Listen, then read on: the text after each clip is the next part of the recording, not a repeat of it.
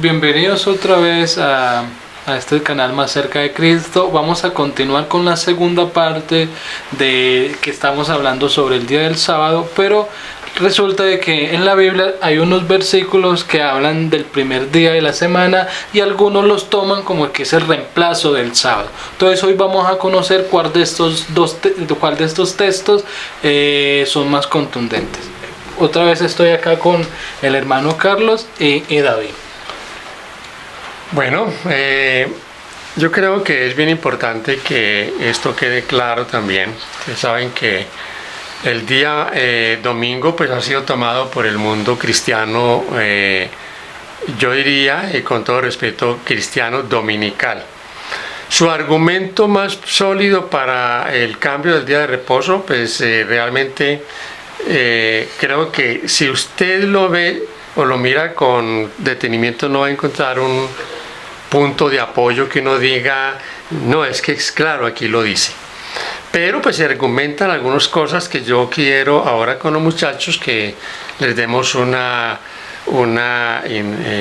repaso y miremos si la evidencia realmente es una evidencia que puede soportar el juicio que se puede hacer sobre él sin ningún tipo como se dice, de prejuicio o simplemente acudiendo al texto con sinceridad.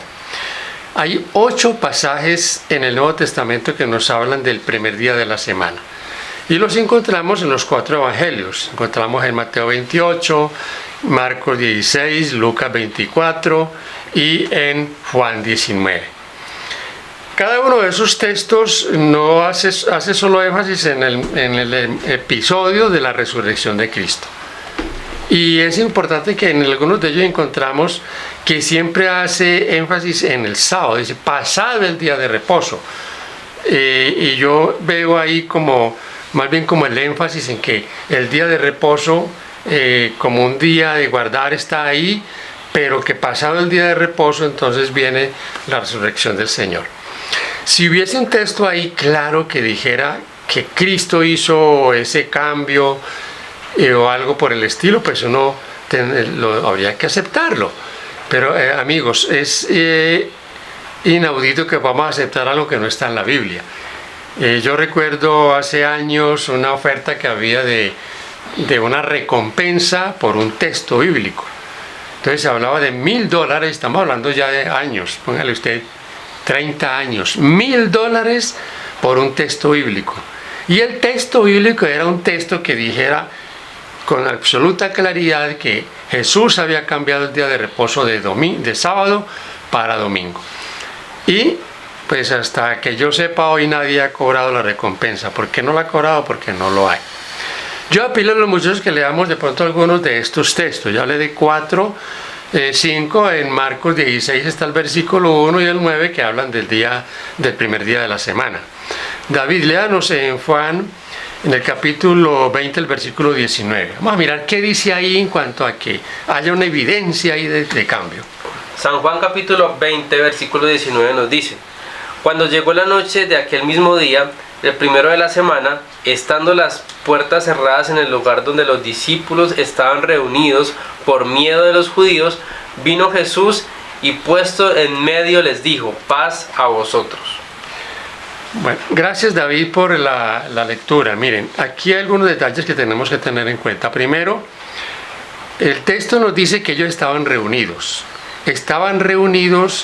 y de pronto no hay un consenso si esa noche era la noche del domingo, o sea, del primer día de la semana, o era la noche del segundo día de la semana. El cierto es que la reunión no fue de día, fue de noche, ya comenzando la noche. Y es claro también comprender allí que los discípulos estaban reunidos a puerta cerrada por miedo de los judíos. Entonces no hay evidencia de que el Señor haya venido a una reunión dominical y que estaban reunidos haciendo un culto, no. Estaban reunidos atemorizados, es lo que dice el texto. Ahora, otro detalle es que ellos no podían estar guardando un día en honor a la resurrección cuando ellos ni siquiera creían en la resurrección. Y cuando lo vieron, se asustaron. Se asustaron porque pues ellos no esperaban verlo. Por lo tanto, ¿cómo van a estar guardando un día en honor a algo que ni siquiera ellos creían? Por lo tanto, no es un argumento sólido para que nosotros veamos ahí que hay un cambio o que es algo que nos puede dar luz para un cambio. Están reunidos por miedo de los judíos, viene el Señor que está confirmando en ellos su fe, porque recuerden que ellos habían estado dispersos, solo que ahora se están reuniendo otra vez porque en 2 días que el Señor había estado en la tumba ya ellos habían ido a sus quehaceres. Entonces, bien interesante esto, que lo tengamos bien claro. Si usted ve el versículo 26 encontramos que ellos están reunidos nuevamente y dice: a puerta cerrada el Señor viene. Pero ¿a qué llegó el Señor ese día primero de la semana? Llegó con el propósito de confirmarle a uno de ellos que Él sí era, y era Tomás.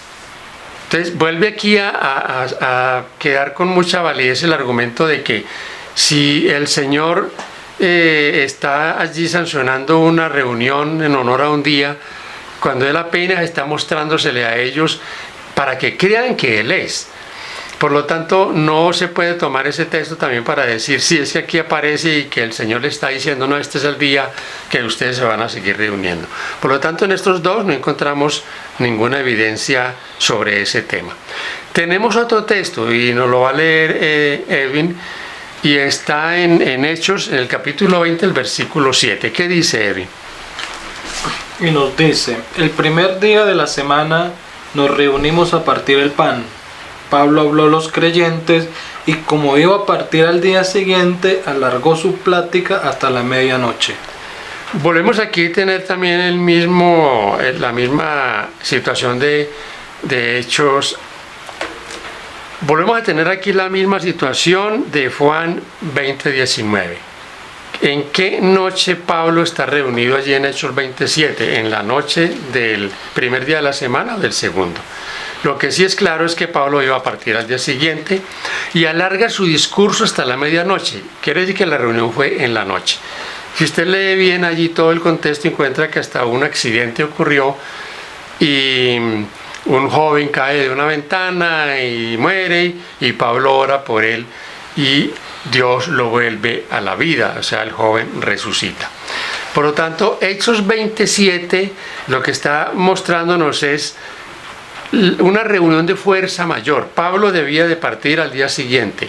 Como Pablo iba a partir, pues está aprovechando el tiempo para darles a ellos enseñanza, pero pues se alarga hasta la medianoche. ¿Saben ustedes que después de que resucita a Eutico, que es el joven que se cae por la ventana, Pablo siguió predicando? O sea, fue un tema bien largo y sobre todo en la madrugada. Un ayuno ahí toda la noche. Sí, fue una vigilia, una tremenda vigilia. Pero no hay aquí, amigos, evidencia de que están guardando un día, ¿no? Es un asunto claro que vemos ahí de la partida del apóstol, el aprovechar el tiempo, predicarles, hablarles de la palabra de Dios, porque ya él debía irse y quería entonces dejarles a ellos su testimonio. Así que tampoco hay allí evidencia de eso. Y hay un último texto que yo a pedirle a David que no lo lea, y está en 1 Corintios 16:2. Este es el que más posiblemente le dan para decir, sí, aquí dice que el día de guardar es el domingo, pero saben que no hay tampoco ahí absolutamente nada. ¿Qué dice David? Dice: cada primer día de la semana, cada uno de vosotros ponga aparte algo, según haya prosperado, guardándolo para que cuando yo llegue no se recojan entonces ofrendas. Este texto no nos está hablando de una reunión dominical. Eso no cabe ahí. No es honesto, amigos, que se use ese texto para decir tal cosa. Porque Pablo lo que está diciéndole a ellos es que recojan una ofrenda el primer día de la semana, pero esta no es una ofrenda misionera. Esta no es la ofrenda normal que se recoge en los domingos en las iglesias dominicales. Esta es una ofrenda que Pablo les está pidiendo que recojan para llevar a los necesitados de Jerusalén que estaban pasando por tremenda hambruna, por tremenda necesidad. Por lo tanto, Pablo lo que les está diciendo es que en el primer día, como un día normal de trabajo, un día de sus actividades, hicieran cuentas, miraran qué bendición habían recibido y pusieran algo aparte en sus casas. No hay ahí absolutamente nada en cuanto a que se estén reuniendo en un templo. Y la ofrenda es una ofrenda para llevar, que Pablo dice, yo quiero que ustedes la recojan. Es más, usted sigue leyendo y encuentra que Pablo dice, bueno, yo voy a asignar quien vaya por la ayuda, o posiblemente yo vaya con los que vayan a recogerla. Por lo tanto, si usted lee eso en 2 Corintios 8, usted lee eso en Romanos 15, va a encontrar claramente que la iglesia de Jerusalén estaba pasando por muchas necesidades y que las iglesias, como en una señal de gratitud, estaban recogiendo ayudas para llevarles a ellos y ayudarles a mitigar también su necesidad. Y recuerden ustedes que esta era una costumbre muy común en la iglesia apostólica, porque la iglesia apostólica llegó un momento cuando ellos todo lo tenían como en común. Y muchos que inclusive han perdido hasta sus familias porque habían sido expulsados por haber aceptado la fe cristiana, pues estaban pasando por muchas necesidades. Así, amigos, que Hechos 16:2 es una evidencia más bien de que Pablo les está diciendo a ellos, no hagan eso en el sábado, háganlo en el primer día de la semana, hagan cuentas, separen algo para los necesitados que luego vamos a ir a recogerlo. Así que, hermano, miren, honestamente, en estos 8 textos que hemos analizado acá, si usted lee detenidamente los 5 textos de los evangelios, si lee el que está en Mateo, los 2 textos que hay en Marcos 16:1 y verso 9, Lucas 24:1, si lee los otros 2 pasajes de Juan 20:19 y 20:26, no hay absolutamente nada. Eso es una falacia decir que sí, que ahí está, no hay nada en cuanto a un cambio. Lo de la resurrección del Señor, que sí, fue el primer día de la semana, pero si ese fuera un argumento, entonces ¿por qué más bien no guardamos el viernes, que fue el día en que Él murió? Pero es que no hay tal cambio, el Señor no cambia. Recuerden Malaquías 3:6, Dios no cambia, amigos. Dios no está cambiando como quien dice, me quedó mal aquí, me va a tocar que pasarlo para acá. No, Dios no es así. Dios es sabio absolutamente para decretar las cosas y que se mantengan a través del tiempo. Y si usted lo ha hecho, Hechos 27 y 1 Corintios 16:2, tampoco hay ahí ninguna evidencia. Por lo tanto, si todavía está pagando los $1,000 como recompensa por un texto bíblico, anímense, a ver si se los pueden ganar. Pero yo creo que aquí no hay nada para eso.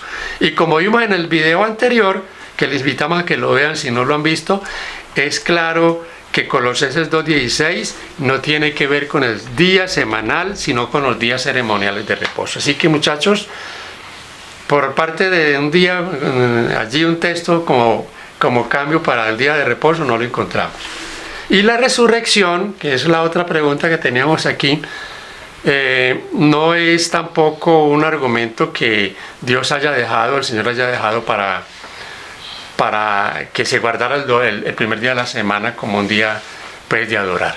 Así que o aceptamos el argumento, el peso bíblico de que el sábado estará vigente, y no solo va a estar vigente acá, y como vimos, va a estar vigente también en la tierra nueva. Entonces aceptemos que es la voluntad del Señor. Esto no es miren, los detractores del sábado dicen que los adventistas inventaron el sábado y que el sábado de los adventistas.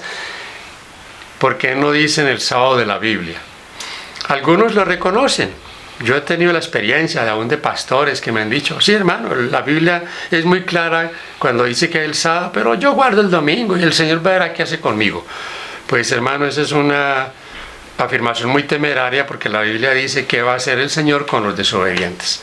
Así que bendiciones para todos. No sé qué tengan los muchachos ya que agregar, pero creo que hasta aquí vamos a dejar esta parte.